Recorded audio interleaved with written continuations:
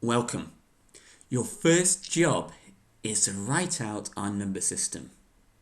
So on a sheet of paper, write out every number you use every day in order. Now, as soon as you get to a number which repeats itself, I want you to stop. I'm going to give you to do this about 30 seconds to a minute. Pause the video. Okay, what you should have done was this. And a lot of you, if you've done this correctly, would have probably missed out 0.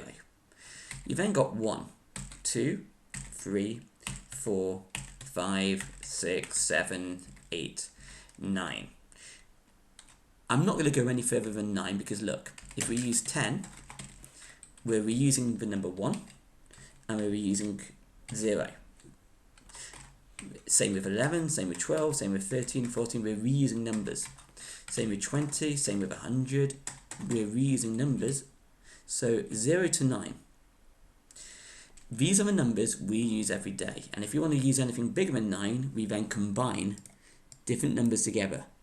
So for example, let's have a look at a common math problem which every single person faces. This is Joe. If Joe buys 3 oranges and 2 apples, how many items does he buy in the supermarket if he just buys 3 oranges and 2 apples? Let's sort it out and solve it. So basically it would be 3 oranges, 2 apples, and we've got to combine them together to get our result. So it'll be 3 plus 2, and that will equal 5. Now, ladies and gentlemen, we use this every day, our number system, to solve many different problems. It could be telling the time, it could be adding, taking away, it could be when you're spending money. But this is our number system. This is what we're used to. And this number system's got a special name. So whenever we talk about 1, 2, 3, 4, 5, 6, 7, 8, 9, don't forget the 0. We're talking about something called base 10. That is our number system. So when you go to a supermarket from now on, or when you go to a shop, or when you're spending money, or when you're adding up, and when you're taking away, and when you're timesing, dividing, whatever you're doing, you are using base 10. So if you had to solve 4 times 4, which we know is 16, that is using the base 10 number system. That is something which you're going to have to understand and get used to. Base 10. That is our number system.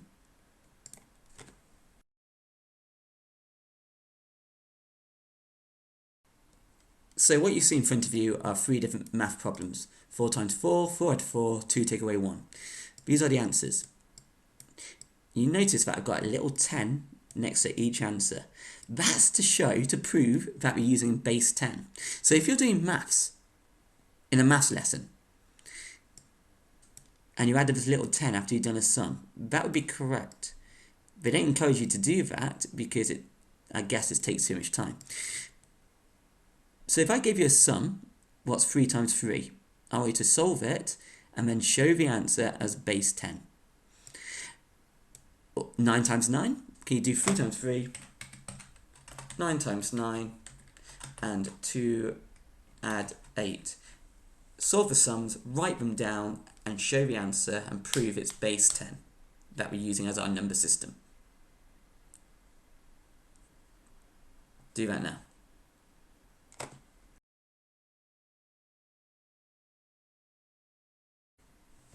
So here are our answers. Okay, this is what you should have done. I added the base 10. You might be asking right now, what the heck has this got to do with computers? I'm going to answer this by saying everything.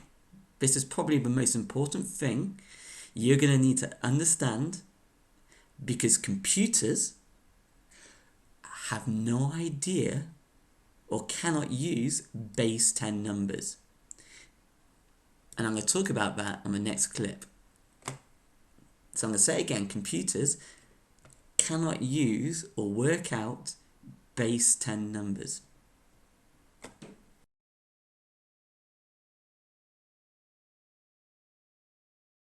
What you see in front of you is something called binary code, loads and loads of ones and zeros. That is basically how the different parts inside a computer talk to each other using ones and zeros, ones and zeros, ones and zeros. Let's go inside a computer and have a look at what I mean by that.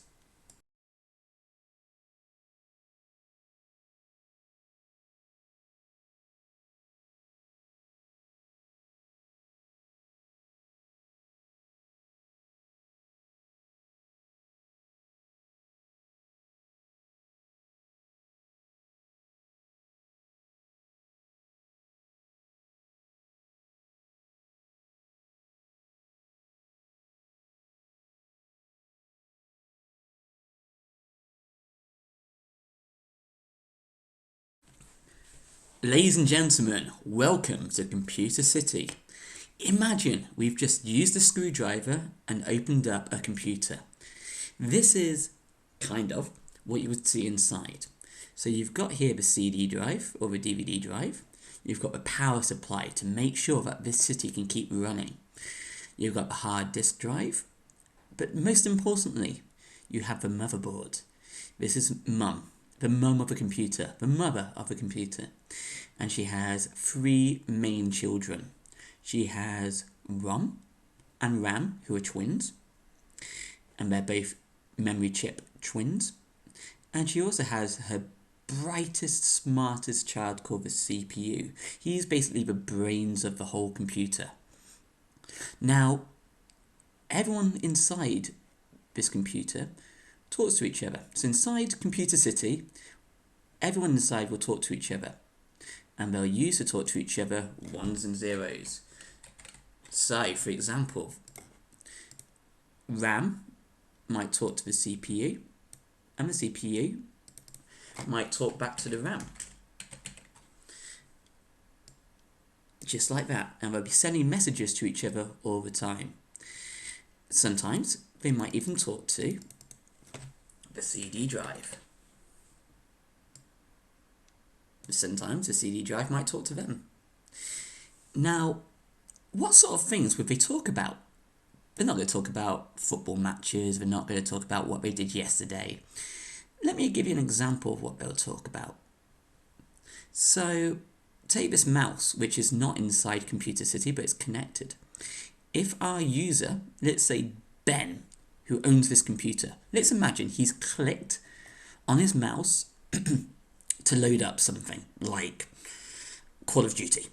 So he double clicks on Call of Duty. The mouse will tell or travel inside this binary code, these ones and zeros, to the CPU. The CPU will then load up Call of Duty because he will understand what it is that's been done and he'll load it up. And what he'll do is he'll tell RAM, hey RAM, let's load up Call of Duty. And he'll pass it on to the RAM. And hey presto, it will be displayed and stored so that we can actually play the game. Okay, it's a little bit more complicated than that, but that's the gist. Ones and zeros, zeros, which is called binary code. If you can't spell it, let me spell it out for you. Binary code. Just like that. Now, computers do not use any numbers apart from ones and zeros on the inside. That's how they talk. That's how they communicate. Ones and zeros, binary code. So that's going to be quite important for you to know. I'm going to talk about binary code now. So pause the video, have a break for a second. You need to remember that we use base 10 as our number system. Computers use something called binary code.